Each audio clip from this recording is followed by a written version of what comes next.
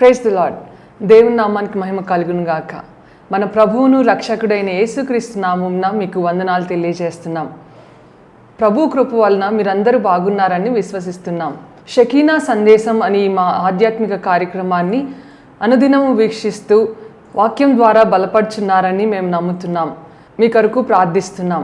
ఈరోజు దేవుని వాక్యాన్ని వినడానికి మన హృదయాన్ని సిద్ధపరచుకుందాం. షకీనా మినిస్ట్రీస్ వ్యవస్థాపకులు పాస్టర్ జి విజయ్ కుమార్ గారు వాక్య సందేశం అందిస్తారు. మనమందరం ప్రార్థనాపూర్వకంగా దేవుని మాటలు విని దీవెనలు పొందుదాం.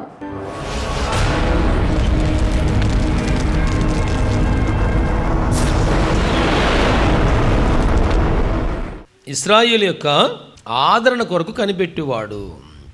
ఎవరు ఆదరణ ఇశ్రాయేలుకి? ఏమండి, ఎవరు ఆదరణ?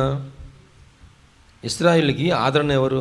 ప్రభువారు సెలవిచ్చారు కదా, నేను మిమ్మల్ని అనాథులుగా విడువను. ఏమండి, నేను మిమ్మల్ని అనాథలుగా విడువను, వేరొక ఆదరణకర్తను మీ కొరకు నేను పంపిస్తాను. దేవునికి మహిమ కలుగును గాక. ఆ ఆదరణకర్త ఎవరై అంటే మన ప్రియ పరిశుద్ధాత్మ దేవుడు. దేవునికి మహిమ కలుగును గాక. హల్లెలూయా. ఆ ఆదరణకర్త కొరకు ఏం చేస్తాడంటండి? కనిపెట్టుకుంటున్నాడు.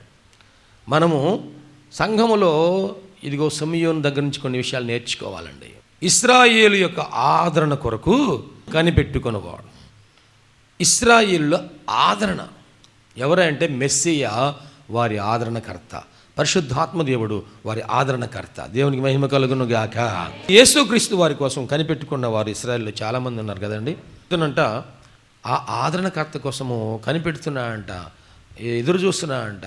ఏమనంటే ఎప్పుడు వస్తాడు ఆయన రక్షకుడు ఎప్పుడు వస్తాడు? ఆ ప్రజలు బానిసత్వంలో ఉన్నారు. హేరోదు రాజు పరిపాలన చేస్తున్నాడు. గ్రామంలో పుట్టినప్పుడు అక్కడ పరిపాలన చేసేది యూదుల పరిపాలన కాదు. అర్థమైందా? ఎవరు పరిపాలన చేస్తున్నారు? హేరోదు రాజు గారు పరిపాలన చేస్తున్నాడు. అంటే అక్కడ హేరోదు రాజు గారు ఎవరి కింద పరిపాలన చేస్తున్నాడు? రోమా ప్రభుత్వం వారి కింద పరిపాలన చేస్తున్నారు. వారు ఏం చేశారంట, వారే వచ్చి ఒక రాజుని పెట్టకుండా ఇక్కడ వీళ్ళలోనే ఉన్న ఒక వ్యక్తిని రాజుగా పెట్టి, ఆ హేరోదు రాజు పరిపాలన ఒక ప్రాంతాన్ని చేస్తున్నాడు. ఇంకో ప్రాంతానికి ఎవరు పరిపాలన చేస్తున్నా అంటే గవర్నర్ గారైన పిలాతు గారు పరిపాలన చేస్తూ ఉన్నాడు. గమనించండి, ఈ బానిసత్వంలోంచి మాకు ఎప్పుడు విడుదల కలుగుతుంది? వీరేం చేయాలి? సంవత్సరం అంతా కష్టపడి పనిచేసి పొలం పండించి పంట వచ్చిన తర్వాత ఆ పంటలో రాజుగారు ఎంత పర్సంటేజ్ ఇవ్వమంటే అంత ఆయనకి ఇవ్వాలి. ఎకరంలో వరి ఎంత పండిందయ్యా అంటే 30 బస్తాలు పడింది అనుకుందాం. ఏమండి, లేదా 20 బస్తాలు పడింది అనుకుందాం. 20 బస్తాలు పడింది, ఆయన ఏమంటాడు? 10 బస్తాలు నాకు ఇచ్చి 10 నువ్వు తీసుకో అంటాడు. మరి దానికి ఆ పంట అంతా కష్టపడి 365 రోజులు కష్టపడి పని చేసింది ఎవరు? దానికి నీళ్లు పెట్టింది ఎవరు? దానికి మందు వేసింది ఎవరు? దానికి ఖర్చు పెట్టింది ఎవరు? ఏమండి, అదంతా దున్నాలంటే ఎవరినే అయ్యే పని కాదు. ఒకేసారి కలుపు మొత్తం చేయాలంటే ఇంట్లో ఉన్న వాళ్ళంతా వాళ్ళని అయ్యిద్దా? కోత కోయాలంటే అయ్యిద్దా? కుప్పను వచ్చాలంటే అయ్యిద్దా? పని వాళ్ళని పిలిపించి డబ్బులు ఇచ్చి మరీ పని చేయించుకోవాలి కదా. ఇంత ఖర్చు పెట్టి కష్టపడి మనం పంట పండించుకుంటే ఆయన ఏమంటున్నాడు?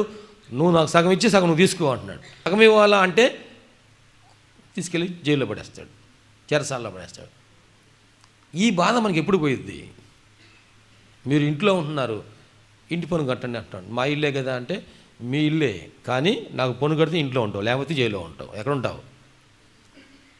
అయ్యా మేము ఇంత బాధపడుతున్నాము, మాకెప్పుడు విడుదల కలుగుతుంది? మా రక్షకుడు వస్తే, మా మెస్సయ్య వస్తే మాకెంతో విడుదల కలుగుతుంది, సుఖంగా సంతోషంగా మేము జీవిస్తాము అని చెప్పేసి ఎదురు చూస్తూ ఉన్నారు. ఇశ్రాయేలీల ఆదరణ కొరకు కనిపెట్టుచుండువాడు.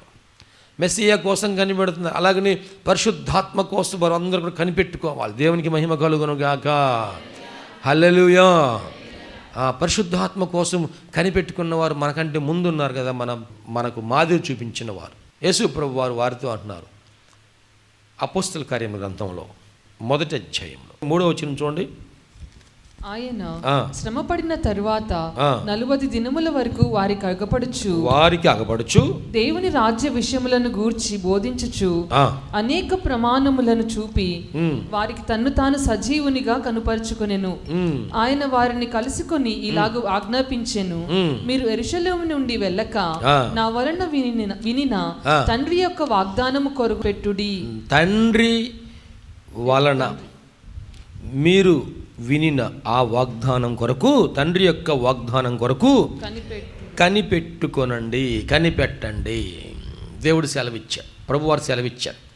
ఆ శిష్యులందరూ కూడాను ఈ మాట విని తర్వాత వారందరూ కనిపెట్టుకోవడం ప్రారంభించారు. ఎక్కడ? యెరూషలేము నుంచి వెళ్ళొద్దు. ఎక్కడ కనిపెట్టుకోవాలి? యెరూషలేములోనే కనిపెట్టుకోవాలి. ఈ రోజున జాగ్రత్త వినండి. దేవుని అంగీకరించిన మనం అందరం కూడా, ప్రభువుని అంగీకరించిన మనం అందరం కూడాను మందిరాన్ని విడిచిపెట్టకుండా తండ్రి వలన వినిన వాగ్దానం కోసం బాప్తీసం పొందిన మనం అందరం కూడా కనిపెట్టుకోవాలి. దేవునికి స్తోత్రం అండి. నికోదేముతో యేసు ప్రభువు అన్నారు, ఒకరు నీటి మూలముగాను ఆత్మ మూలముగాను జన్మించితేనే కానీ పరలోక రాజ్యములో ప్రవేశింపలేరు. నీటి మూలముగా బాప్తీసం పొందడం అనేది నీ తీర్మానం, నీ సిద్ధపాటు. నాకు యేసే కావాలి, నేను ఇంక పాపము విడిచిపెట్టేస్తున్నాను, ఇప్పుడు పాపం జోలికి నేను వెళ్ళను. ప్రభు నీకు ఇచ్చినటువంటి ఆ పాపం పైన విజయం ఇచ్చాడు కనుక నువ్వు ధైర్యంగా ఇప్పుడు దేవుని మీద ఆనుకొని, ప్రభువా నాకు రక్షణ దయచేయమని పాపాలు ఒప్పుకొని ప్రభుని వేడుకుంటున్నావు. దైవ సేవకులు సిద్ధంగా ఉన్నారు బాప్తీసం ఇవ్వడానికి. దైవ సేవకులు బాప్తీసం ఇస్తున్నారు. ఇది మన కళ్ళ ముందు కనబడుతున్నటువంటి జరుగుతున్నటువంటి పరిచర్య. కానీ నీటి మూలముగా జన్మించినంత సులభం కాదు ఆత్మ మూలముగా జన్మించటం. ఆత్మ మూలముగా జన్మించాలంటే పరిశుద్ధాత్మ దేవుడు నీ మీదికి రావాలి, నీ లోనికి రావాలి. నికోదేముతో ప్రభువారు చెబుతున్నారు, నీటి మూలముగా జన్మించటం అంటే నీటి బాప్తీసం, ఆత్మ మూలముగా జన్మించడం అంటే పరిశుద్ధాత్మ బాప్తీసం. మోషేను బట్టి మన పితరులందరూ కూడాను వారు సముద్రములోను మేఘములోను బాప్తిస్మము పొంది. చదవదులేమ్మ ఇప్పుడు క్లుప్తంగా చెబుతున్నాను. ఒకటి, నీటి సముద్రంలో బాప్తీసం పొందారంటే నీటి బాప్తీసం పొందారు కదా. జలప్రళయం ఇచ్చినప్పుడు కూడాను నోవహు కుటుంబం వారు ఆ 8 మంది ఆ ఓడలో బాప్తిస్మం పొందారని దానికి సాదృశ్యముగా ఓడలో బాప్తిస్మం పొందారు. అంటే ఆ ఓడలో బాప్తిస్మం పొందారంటే ఎట్లాగా? 8 మంది ఓడలోకి ఎక్కారు, వర్షం ప్రారంభమైంది, పైన నీళ్ళు పడుతున్నాయి, ఆ నీళ్ళు ప్రక్కన జారుతూ ఉన్నాయి, క్రింద నీళ్ళు ఉన్నాయి. ఇప్పుడు ఓడ నీళ్ళలో తేలి ఆడుతా పైకి లేస్తుంది. వింటున్నారమ్మా? స్తోత్రం చెబుదామా? ఓడలో వారు బాప్తీసం పొందారు, అది సాదృశ్యంగా ఉంది. నీటి బాప్తీస్మము, సముద్రంలో బాప్తీస్మము, అలాగనే మేఘములో బాప్తీసం. మేఘం అంటేది వారు పగలు మేఘస్తంభంలోను, రాత్రి అగ్నిస్తంభం. ఈ అగ్నిస్తంభం అనేది దేవుని పరిశుద్ధాత్మకు సాదృశ్యంగా ఉంది. ప్రియ దేవుని బిడ్డలు గమనించండి, మనము పరిశుద్ధాత్మ దేవుని కనిపెట్టుకోవాలి. సమయోను మన ముందు ఆయన ఏ అనుభవంలో ఉన్నాడని చెప్తున్నాడంటే కనిపెట్టుకొని ఉన్నాడు. దేవునికి స్తోత్రం అండి. కనిపెట్టుకొని ఉన్నాడు. ఆ ఇంచుమించు 120 మంది ఆ మేడగదిలోనికి వెళ్ళి వాళ్ళు కనిపెట్టుకున్నారు. ఎన్ని దినాలు కనిపెట్టుకున్నారు? ఏమండి, ఒకరోజు ప్రార్థన చేసి ఆపేశారా? 2 రోజుల, 3 రోజుల, 1 వారమా? ఏమండి, 7 రోజుల, 9 రోజుల, 10 రోజులు కనిపెట్టుకొని మేడగదిలోనే ఉండి ప్రార్థన చేశారు. ఒకవేళ ఇంకో ప్రశ్న అడుగుతున్నా, 10 రోజులకి దేవుని పరిశుద్ధాత్మ వారి మీదకి వచ్చింది కదా, ఒకవేళ 10వ రోజు కూడా రాలేదు, ఏం చేసేవాళ్ళు? 10వ రోజు కూడా రాలేదు పరిశుద్ధాత్మ, ఏం చేసేవాళ్ళు? వాళ్ళు 11వ రోజు ఉండే లేదా? 11వ రోజు కూడా రాలేదు, ఏం చేసేవాళ్ళు? 12వ రోజు కూడా ఉంటారా? చెప్పారు మీకు ఏమన్నా? చెప్పారా? వాళ్ళ మీద మీకు నమ్మకం ఉంది కానీ మీ మీద మీకు నమ్మకం లేదు. వాళ్ళ మీద మీకు ధైర్యం ఉంది కానీ మీ మీద మీకు ధైర్యం లేదు. భాష గారు ఇవాళ చర్చికి వచ్చాము, రేపు వస్తామో రాలేమో, ఉంటామో ఓడతామో. వాళ్ళ మీద మీకు నమ్మకం ఉంది కానీ మీ మీద మీకు నమ్మకం ఉందా? కనిపెట్టుకోవాలని ఆశ, తపన మన హృదయములో ఉంటే మనము ఎన్ని ఆటంకాలు వచ్చినా సరే వాటిని జయించి దేవుని సన్నిధికి వస్తాం. దేవునికి స్తోత్రం అండి. హల్లెలూయా. ఆ చిన్న చిన్న ఆటంకాలతోనే మనము దేవునికి దూరం అవుతున్నామంటే, మందిరానికి దూరం అవుతున్నామంటే, సంఘానికి దూరం అవుతున్నామంటే నీ భక్తి నిలకడలేని భక్తి. నువ్వు పరిశుద్ధాత్మతో నింపబడాలంటే నువ్వు కనిపెట్టుకొని మరి ప్రార్థన చేయాలి, ఉపవాసం ఉండి ప్రార్థన చేయాలి. ప్రే దేవుని బిడ్డలారా, పొందే వరకు ప్రార్థన చేయాలి. దేవునికి స్తోత్రం అండి. వారు 120 మంది ఆత్మతో అభిషేకం పొందే వరకు కనిపెట్టుకున్నారా లేదా? కనిపెట్టుకున్నారా లేదా? కొర్నేలి 2 సేవకుల్ని పంపించాడు. తన దగ్గర పనిచేసే ముఖ్యమైన నమ్మకమైన వారిని 2 సేవకుల్ని పంపిస్తే వారు పేతురు గారింటి దగ్గరికి వచ్చారు. పేతురు గారి దగ్గరికి వెళ్ళి మరలా పేతురు గారు వాళ్ళ ఇంటికి వచ్చే వరకంట ఆ ఇంట్లో వాళ్ళు ముఖ్యమైన బంధువులు, స్నేహితులు అందరినీ కూడాను ఇంట్లో కూర్చోబెట్టుకొని వారందరూ కూడా దైవజనుడు ఎప్పుడు వస్తాడా అని కనిపెట్టుకొని ఎదురు చూస్తూ ఉన్నారు. ఇప్పుడు దైవజనుడు వస్తాడా అని ఎదురు చూస్తూ ఉంటే ఆ పేతురు గారు ఇంట్లోకి రావడంతోనేనంట అందరు కూడా ఆనందంతో అయ్యా దైవజనుడు వచ్చాడు. ఏమండి, దైవజనుడు వచ్చాడు మన కోసం ప్రార్థన చేయడానికి. నిజంగా మన ఇంటికి కూడా వచ్చాడంటే మనం ఎంతో ధన్యులమే. అన్యుల ఇంటికి యూదులు వచ్చేవారు కాదు. అక్కడ దేవుడు పేతురు గారితో మాట్లాడు, పేతురు సందేహించుకుని వెళ్ళు, వాళ్ళ ఇంటికి వెళ్ళడానికి సందేహించవద్దు, వెళ్ళు. దేవునికి స్తోత్రం, హల్లెలూయా. ఏ మనుషుడు కూడా నిషేధింపదగిన వాడు కాదు, ఏ మనుషుడు కూడా అపవిత్రుడు కాదు. దేవుడు ఏ మనుషుని కూడా తృణీకరించడం లేదు. అన్ని జనాంగాలలో కూడా, అన్ని జాతులలో కూడాను నీతిమంతులు ఉన్నారు. దేవునికి మహిమ కలుగును గాక. కనిపెట్టుకుంటున్నారు, అందరూ కనిపెట్టుకుంటా ఉన్నారు. అటువంటి ఆశ మనసులో ఉంది కనుక దైవజనుడు వచ్చినప్పుడు వారందరూ వాక్యము వింటూ ఉండగానే ఎన్ని రోజులంట, రోజులు కాదు, కొన్ని గడియలు మాత్రమే, నిమిషాలు మాత్రమే. వారు వాక్యం వింటూ ఉండగానే దేవుని పరిశుద్ధాత్మ వారందరి మీదకి దిగి వచ్చింది. దేవునికి స్తోత్రం అండి. వారు 10 రోజులు కనిపెట్టుకుంటే దేవుని ఆత్మతో వారు నింపబడ్డారు. ఇక్కడ వారు 10 రోజులు కాదు, 10 గంటలు కూడా కాదు, పేతురు గారి కోసం ఎదురు చూశారు. ఆయన రావడంతోనే వాక్యం చెబుతూ ఉండగానే దేవుని పరిశుద్ధాత్మ వారందరి మీద బలముగా దిగి వచ్చి అన్య భాషలతో వారు మాట్లాడుతూ ఉన్నారు. దేవునికి మహిమ, స్తోత్రం చెబుదామా? హల్లెలూయా, హల్లెలూయా. కనిపెట్టుకుంటూ ఉన్నారు. ఎంతమంది మనం ఇక్కడ బాప్తీసం పొందాము? ఒకసారి చేతులు ఎత్తారా? బాప్తీసం పొందినవారు చేతులు అలాగే ఎత్తిపట్టుకోండి. దేవుడు మీ హస్తం తాకి ఆశీర్వదించను గాక. ఇంకా బాప్తీసం పొందిన వారు సిద్ధపడాలని మనం చేస్తా ఉన్నాను. పరిశుద్ధ ఆత్మతో నింపబడిన వారు అలాగే చేతులు ఎత్తిపట్టుకుంటుండే. మేము నింపబడలేదు అనేవారు చేతులు దించేసేయండి. మేము నింపబడలేదు అనేవారు చేతులు దించేయండి. మేము నింపబడ్డాం అన్న వాళ్ళు చేతులు అలాగే ఎత్తుకొంచు. ఇప్పుడు చేతులు దించిన వాళ్ళు ఏం చేయాలి?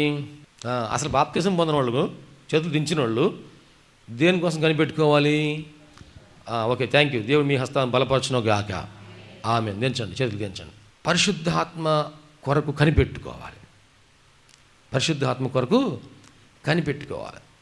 మందిరం కొందుకు వస్తున్నాం మనం? ఏదో అందరితో పాటు ఏదన్నా దేవుని వచ్చిద్దేమో అనే ఆలోచనకు కాదు, ఒక పట్టుదలతో రావాలి. ఒక పట్టుదల నాలో, ఆ తపన, ఆ దాహం మనలో ఉండాలి. దేవా, దుప్పి నీటి వాగుల కొరకు ఆశపడుతున్నట్లుగా నా ప్రాణము నీ కొరకు ఆశపడుచున్నది. కీర్తన గ్రంథం 84 కీర్తన 2వ వచనం. యెహోవా మందిరావరణములను చూడవలనని, యెహోవా మందిరావరణములను చూడవలనని నా ప్రాణము ఎంతో ఆశపడుచున్నది. నా ప్రాణము ఎంతో ఆశపడుచున్నది. సొమ్మసిల్లుచున్నది. ఆశపడుచున్నది, సొమ్మసిల్లుచున్నది. జీవము గల దేవుని దర్శించుటకు నా హృదయమును నా శరీరము ఆనందముతో కేకలు వేయుచున్నవి. సైన్యములకు అధిపతి యెహోవా, నా రాజా, నా దేవా, నీ బలిపీఠము నొద్దనే పిచ్చుకలకు నివాసము దొరికెను. చాలా గమనించను. నా ప్రాణము తృష్ణగొనుచున్నది. మొట్టమొదటి మాట ఏం చెప్పాడు అక్కడ? నీ మందిర ఆవరణములు చూడవలని నా ప్రాణము ఆశపడుచున్నది. ఎంత ఆశపడుతుందంటే సొమ్మసిల్లుచున్నది. దేవునికి మహిమ కలుగును గాక. ఎంత ఆశపడుతున్నారు మనము, మన హృదయము, మన మనసు, మన ప్రాణము అంటే అది సొమ్మసిల్లే అంత ఆశపడాలంట. దేవునికి స్తోత్రం. అంత తృష్ణకొని మనం ఉన్నామా? అంత తృష్ణకొని ఉంటే 7 గంటలకు ప్రార్థన అంటే 7 గంటల ముందే వచ్చి ఇక్కడ ఎదురు చూస్తూ ఉంటాం. ఎవరి కోసం? ఆదరణకర్త కొరకు. దేవునికి స్తోత్రం అండి. హల్లెలూయా. మనం ఒకవేళ ఆలస్యంగా వస్తున్నా సరే ఎట్లాగా వస్తుంటారంటే క్యాట్ వాక్ నడిచినట్టుగా స్లోగా వస్తుంటారు. దేవుని దగ్గరికి వచ్చేటప్పుడు ఎలా రావాలి? పరిగెత్తుకుంటూ రావాలి. ఆశతో ఉన్నప్పుడు పరిగెత్తుకుంటూ రావాలి. దైవజనులు అమెరికాలో చాలా గొప్ప పరిచర్య చేస్తున్నటువంటి దైవజనుడు బెన్నీ హిన్ గారు, పాస్టర్ గారు ఒక సాక్ష్యం చెప్పాడు. ఆయన ఒక చోట దేవుని ఆత్మచేత చాలామంది అభిషేకించబడుతున్నారు. ఆ మందిరంలో ఆ ఆరాధనకి వెళ్ళాలి అని చెప్పేసి వారు బయలుదేరుతున్నారంట. ఆ ఊర్లో కొంతమంది బయలుదేరుతుంటే, ఆ సంఘంలో కొంతమంది బయలుదేరుతుంటే అక్కడ పోయి మన అభిషేకం పొంది రావాలి అని ఆశతో పరిగెత్తుకుంటూ అందరితో పాటు కలిసి ఉదయము 7 గంటలకి ఆరాధన అంటే వారు తెల్లవారుజామున 5 గంటలకు వచ్చి బయట నిలబడ్డారంట. ఆరాధన ఎప్పుడు? ఆరాధన ఏ టైంకి అంటండి? 7 గంటలకి ఆరాధన. ఏ టైంకి వచ్చారండి వాళ్ళందరూ?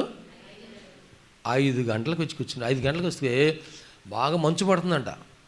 మనలా చలి కాదు, అసలు మంచు గడ్డలు పడుతుంది. స్వెటర్లు వేసుకున్నారు. మందిరం తలుపు తీలా. 7 గంటలకి ఆరాధన కాబట్టి వారు ఏమన్నారంటే మేము ఒక 10 నిమిషాలు ముందు తలుపు తీస్తా ఉన్నారు. అప్పుడు దాకా అందరూ ముందు వచ్చిన లైన్లో నిలబడి బయట మంచులో స్వెటర్లు వేసుకొని తల మీద క్యాప్లు పెట్టుకొని అంతా కూడాను చలిలో వణుకుతూ ఉన్నారంట. 6 అయింది, ఇంకా జనం రెట్టింపు అయిపోయారు. 5:15 అయింది. ఒకసారిగా మందిరం తెరలుతేగానే పరుగులు తీసుకుంటా లోపలికి వెళ్తున్నారంట. ఈయనకి అర్థం కావట్లేదు, ఇంత పరిగెత్తున్నారు, నేను పరిగెత్తాలి వాళ్ళకంటే. ఏంది అంటే ఇదిగో ఈ మందిరంలో అక్కడ దైవ సేవకురాలు క్యాథరిన్ కుల్మన్ ఆమె వాక్యం బోధిస్తుండగానే అనేక మంది పరిశుద్ధాత్మతో నింపబడుతున్నారు. నేను నింపబడాలి, అభిషేకం నేను పొందాలి.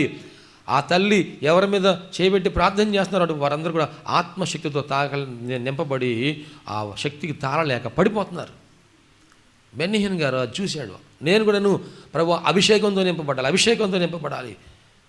వెళ్ళి అందరూ పరిగెత్తుకుంటూ ముందుకు వెళ్తుంటే అంట వాళ్ళు అన్నారంట, ముందు 3 వరుసల్లో ఎవరు కూర్చోబోకండి. ముందు వచ్చిన వెనకపోయారు. వచ్చి ముందు 3 వరుసలకు వచ్చితే ముందు 3 వరుసలు ఎవరు కూర్చోబోకండి, కేవలము ప్రార్థనా పరులు మాత్రమే ఇక్కడ కూర్చొని వారు ఆరాధన అయిపోయే వారు కూడా ప్రార్థనలో ఉంటారు. వాళ్ళ కోసం ఆ స్థలం వదిలేను కానీ మిగతా వాళ్ళు వెనకాల కూర్చున్నారంట. ఎందుకని ఎంతమంది వచ్చారు, ఎందుకని ఎంత పెందలుగా వచ్చారు, ఎందుకని ఎంత ఆశతో వచ్చారు అని ఆయన అనుకుంటూ ఉండగానే కూర్చోగానే ఆయన శరీరము వణకటం ప్రారంభించిందంట. దేవునికి మహిమ కలుగును గాక. ఇంకా ప్రార్థన బిగిన్ కాలేదు. పాటలు పాడేవారు కానీ, ప్రార్థన చేసేవారు కానీ, నడిపించేవారు కానీ, దైవ సేవకురాలు కానీ ఎవరు రాలేదు. అక్కడ లోపల కూర్చొని వారు కనిపెడుతూ ఉండగానే ఆయన శరీరంలో వణుకు ప్రారంభమైందంట. ఎందుకని ఈరోజు నా శరీరం వణుకుతూ ఉంది, ఎందుకని ఈరోజు నా శరీరము చలిచ్చిపోతూ ఉంది అనుకుంటూ ఉన్నాడంట. ఈలోగా ప్రార్థన చేస్తున్నారు, పాటలు పాడుతున్నారు. దైవసేవకురాలు వచ్చి ఆమె ప్రార్థన చేయటం ప్రారంభించారు. దేనికోసం? వాక్యం చెప్పడం కోసం ప్రార్థన చేయటం ప్రారంభించగానే దేవుని పరిశుద్ధాత్మ బలముగా అందరి మీద దిగి వచ్చి అందరు కూడాను అన్య భాషలతో మాట్లాడుతూ ఉన్నారంట. దేవునికి మహిమ కలుగును గాక. అక్కడ ఆ పొందిన ఆ అభిషేకమును ఆయన దినదినము కూడా దేవుని సన్నిధిలో అభివృద్ధి పరుచుకుంటూ ఈ రోజున ప్రపంచంలో గొప్ప దైవజనుడిగా అనేక మందికి దీవెనకరంగా ఆయన నిలబడిన చోటల్లా దేవుని ఆత్మ సంచారం జరుగుతుంది. ఆయన నిలబడిన చోటల్లా దేవుని ఆత్మకార్యం జరుగుతూ ఉంది. అద్భుత కార్యాలు జరుగుతూ ఉన్నాయి, స్వస్థత కార్యాలు జరుగుతూ ఉన్నాయి. మొన్న మనకి హైదరాబాద్కి దైవజనులు వచ్చారు, ప్రాఫెట్ క్రిస్.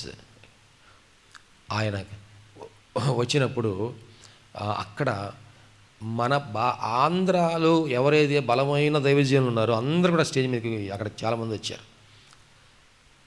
ఆయన ప్రార్థన చేస్తుంటే అందరూ అభిషేకంతో నింపడి పడిపోతూ ఉన్నారు. దేవునికి మహిమ కలుగును గాక. ఆ మహిమను తెలుసుకోగలిగిన వారు తెలుసుకుంటున్నారు, తెలుసుకోలేని వాళ్ళు తెలుసుకోలేకపోతున్నారు. ప్రియ దేవుళ్ళు గమనించండి, ఆయన చేసిన పరిచర్య, ఆ క్రిస్ అని ఆయన చేసిన పరిచర్య చాలా వీడియో క్లిప్పింగ్స్ వచ్చినాయి. దానిలో ఆయన వరుసగా ఒక 10 మంది వీల్ చైర్లో కూర్చున్నారండి. వీల్ చైర్లో నడవలేక పరిస్థితుల్లో వాళ్ళని వీల్ చైర్లో నెట్టుకుంటూ తీసుకొచ్చి కూర్చోబెట్టారు. 10 మంది వరుస కూర్చున్నారు. ఆయన ముందుకొచ్చి ప్రార్థన చేస్తా అంటున్నాడు, మీ అందరికీ ఈ రోజున ప్రభు గొప్ప కార్యాలు జరిగించబోతున్నాడు. మీ జీవితాల్లో ఆటంకపరిచిన ఆ సైతాను కార్యాలన్నిటినీ నేను ఇప్పుడు బంధిస్తున్నాను. మీరు ఇప్పుడు యేసు నామంలో శక్తిని పొంది లేచి ముందుకు రండి అని ఆయన వెనక్కి వెళ్ళిపోయాడు.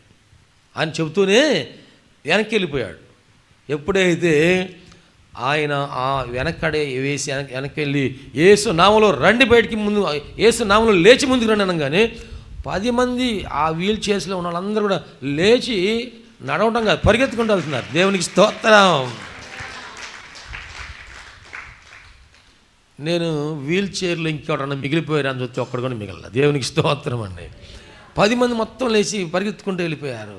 దేవుడు అంత గొప్ప కార్యాలు జరిగిస్తున్నాడు. దేవునికి స్తోత్రం. ఎవరి కోసం కనిపెట్టుకున్నారు? ఆదరణకర్త పరిశుద్ధాత్మ దేవుని కోసము కనిపెట్టుకున్నారు.